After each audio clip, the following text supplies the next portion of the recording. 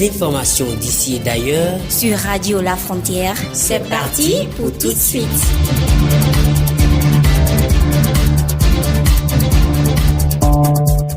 Radio La Frontière, le journal.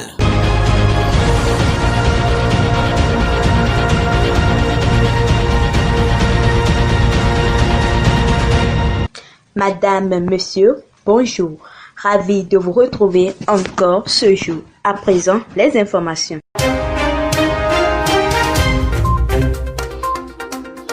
Au Bénin, l'Organisation panafricaine des jeunes pour la promotion de l'intégration africaine a installé son nouveau bureau national en République du Bénin dimanche dernier. Suivez dans ce journal le reportage.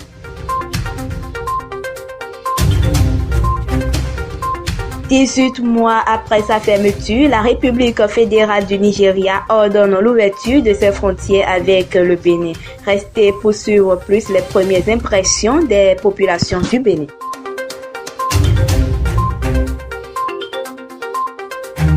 Et puis en Côte d'Ivoire, le président Alassane Ouattara est investi dans ses fonctions présidentielles pour un troisième mandat à l'âge de 78 ans. C'était ce lundi 14 décembre 2020.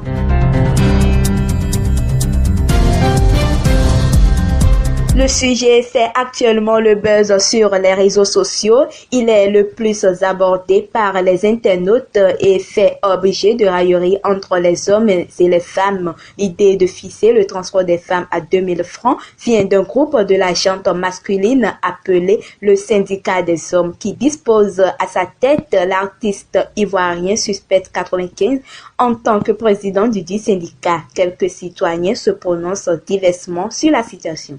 Vraiment, je dis bravo au syndicat, parce que si ce syndicat n'existait pas, il fallait l'inventer. Le syndicat vient de décréter 2000 francs comme agent de transport pour nos filles, pour nos go. Et j'applaudis ça parce que je suis pour à 100%. 2000 francs, c'est 2000. Et donc, il n'y a plus de débat. C'est drôle, mais d'un autre côté, on peut dire que ça résulte du comportement frisant la mendicité des filles d'aujourd'hui. Parce que la plupart ne voulant rien faire, mais voulant avoir des habits chics, des chaussures chics, des portables dernier cri, etc., cherchent à pomper leurs gains dans la poche des hommes. Je peux dépenser moins de 2000 francs et qu'on me donne 2000 francs. Là, je n'ai pas encore eu de perte, j'ai gagné. Mais si je sais que ça doit dépasser 2000 francs et que celui chez qui je vais, à cause de soi-disant syndicat, doit me payer 2000, là, je change de stratégie. Heureusement qu'il y a Momo, donc il me fait le transfert d'abord.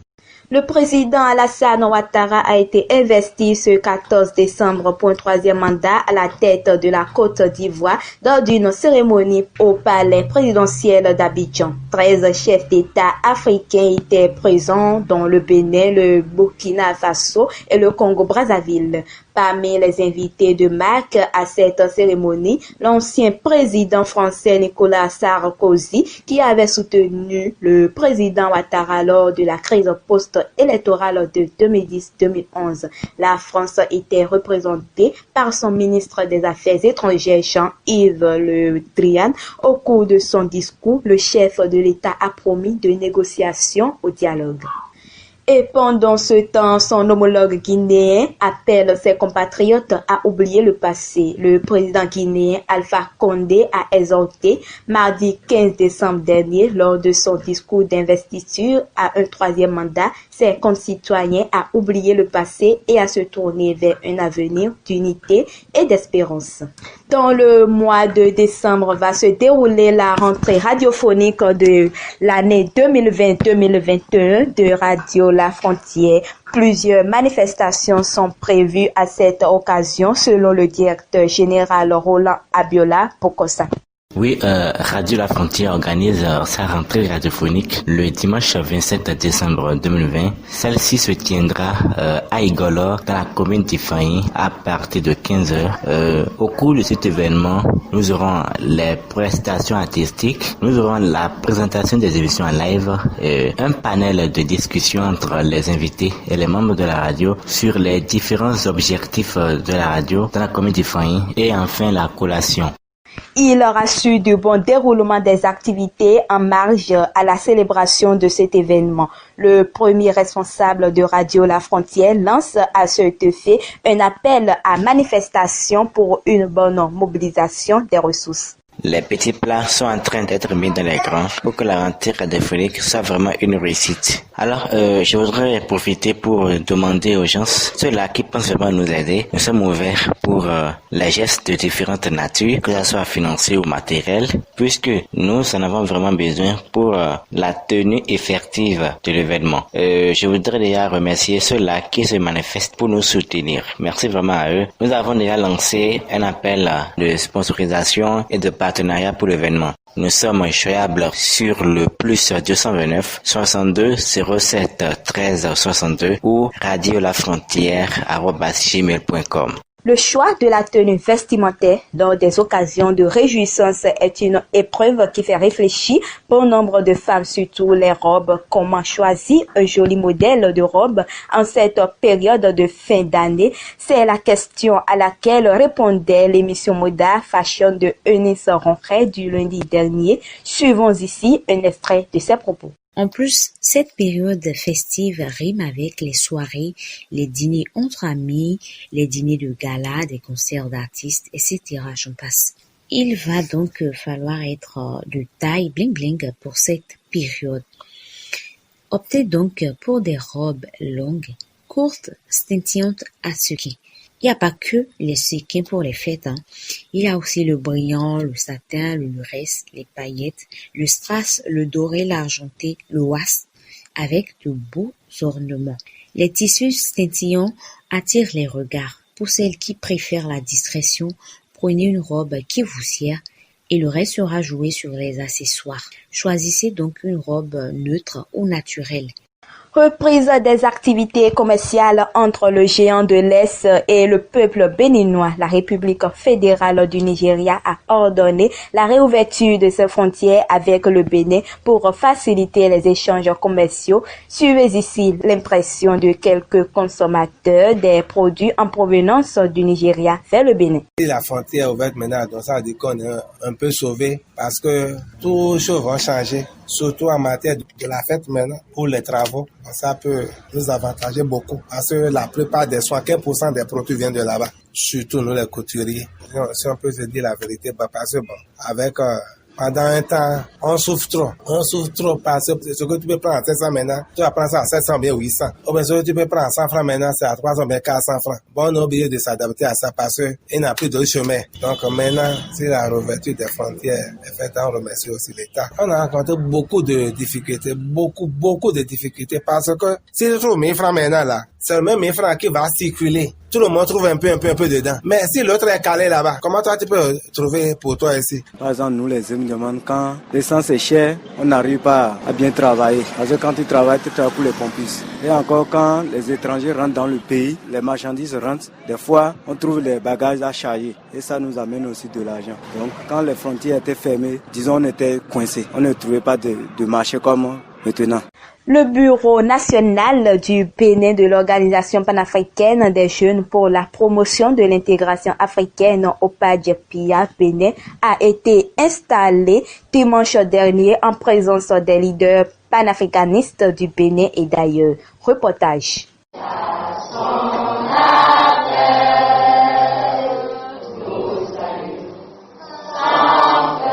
C'est à travers ce chant d'exécution de l'hymne national béninoise qu'a démarré les différentes activités prévues pour l'installation du Bureau national de l'Organisation panafricaine des jeunes pour la promotion de l'intégration africaine au PADJPIA. Après la présentation des membres du présidium mis en place pour la circonstance, s'en est suivie la phase d'installation proprement dite. Ils sont au total 12 leaders engagés à œuvrer pour le panafricanisme et l'intégration africaine.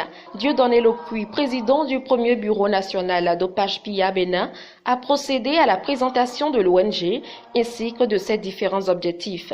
Le rôle de l'OPADJPIA, c'est de mobiliser les jeunes, d'inculquer dans les jeunes le sens du panafricanisme afin qu'ensemble nous allons former les États-Unis d'Afrique. Le panafricanisme, c'est de se reconnaître étant noir. défendre la couleur noire, montrer, s'afficher partout comme étant noir. La coordonnatrice d'Opage Pia Benek Karoussarat Olatonde pense que l'installation du bureau est en partie une réussite. C'est une vision africaine et moi je pour ces trucs. D'abord, le fait que les pays africains deviendront un État et non, on parlera plus de pays mais d'État. Là, c'est déjà un truc que moi j'aime. Pour partager la vision panafricaniste partout au Bénin, le secrétaire général de l'organisation affirme qu'ils vont travailler dans les départements, les communes, les arrondissements et même les quartiers de ville pour motiver les jeunes à s'unir pour le développement de l'Afrique. Prochainement, on va essayer de travailler dans les communes, d'abord dans les départements, ensuite dans les communes, dans les arrondissements et aussi dans les quartiers pour partager la vision, pour motiver les jeunes, pour réveiller la conscience, la vision des jeunes pour le développement de l'Afrique. Fin de ce journal hebdomadaire. Toute l'équipe de Emmanuel Atchogede vous remercie de l'avoir suivi.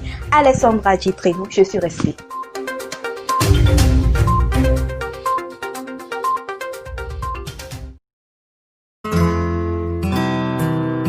Tout de suite, l'espace publicitaire sur votre radio. JIT Sahel Bénin, la société spécialisée dans la conception des productions de l'information en informatique et en technologie, met à votre disposition plusieurs services. Conception de cartes de visite et cartes d'invitation, rédaction de tests d'anniversaire, couverture médiatique pour tout événement, publicité d'articles, assistance en entrepreneuriat, conception de badges, conception de sites web et initiation au commerce digital. Faites confiance à JIT Sahel Bénin en contactant les numéros suivants. Plus 229 91 99 08 23 ou encore plus 229 60 18 27 42. Du 3 au 31 décembre 2020, Radio La Frontière organise pour vous le jeu concours dénommé Bonnet Rouge spécial Noël. Passez les 30 derniers jours de l'année 2020 avec plein de surprises et de cadeaux sur RLF en jouant tous les lundis et jeudis sur Moda Fashion et plus près de vous. Sponsor Elegance House, ONG Great Africa, Naj Collection, Anagem Media Production, Agro Nature Plus, Aforma High-Tech Digital, iTop Service. Radio La Frontière par anticipation vous souhaite une joyeuse Noël et une belle et heureuse année 2021. Le MJJP met les 12 départements en compétition en lançant l'appel à candidature de Miss Houessi 2021. Conditions à remplir: être béninoise, avoir entre 17 et 30 ans, avoir au moins le niveau bac, être de bonne moralité, avoir une taille minimum de 1,58 m, aimer la cuisine et les travaux ménagers, être disponible pour les différentes étapes du concours. Inscrivez-vous en envoyant nom plus prénom plus âge plus taille plus une photo complète au 99 32 61 68 via WhatsApp. Frais d'inscription 3 000 francs, date limite 15 janvier 2021. Le digital pour porter plus loin vos informations. Depuis 2 ans, le média de production et d'information en ligne œuvre pour le développement endogène et durable. Radio La Frontière organise sa rentrée radiophonique 2020-2021 sur le thème « Le digital pour porter plus d'informations ».